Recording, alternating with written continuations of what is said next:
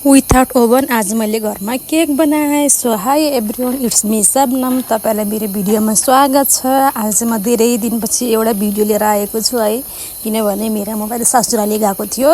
3-4 दिनको ससुराली बिदापछि रमाइलोपछि बल्ल घर आइपुग्यो। अनि त्यसपछि मैले भिडियो बनाउन लाग्छु।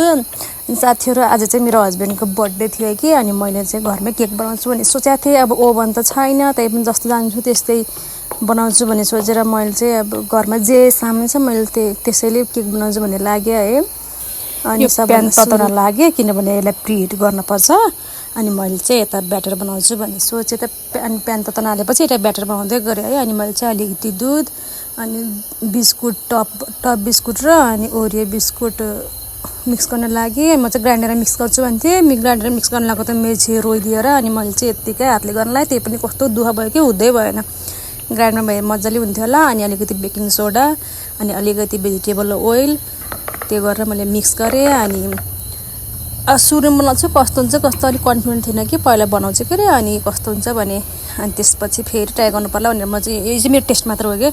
तर अनि मैले 40 मिनटसम्मको लागि चाहिँ बेक गरेँ त राम्रो भएको थियो।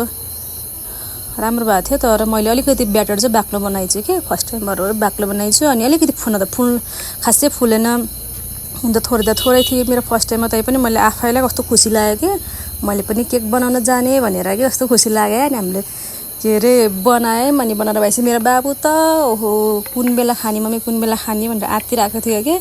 अनि मैले चाहिँ यता अब सेलाउन हाल्थेँ। अनि सेलाउन हालेर अनि निकालेर अनि अब काट्न पर्यो। हेर्दाखेरि त अलिकति चक्लेटी कलर देख्दाखेरि कस्तो लागेको थियो कि, यस्तो झलक्क हेर्दा त। तर खाएर चाहिँ मिठो भएको थियो।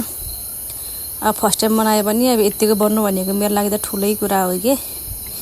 ओभन छैन है, यत्तिकै ग्यासमा बनाउँदा त अलिकति कन्फिडेन्ट लो नै भएको थियो। तै पनि तर राम्रो बनाएको थियो। हजुरहरूले पनि घरमा ट्राई गरेर बनाउन सक्नुहुन्छ।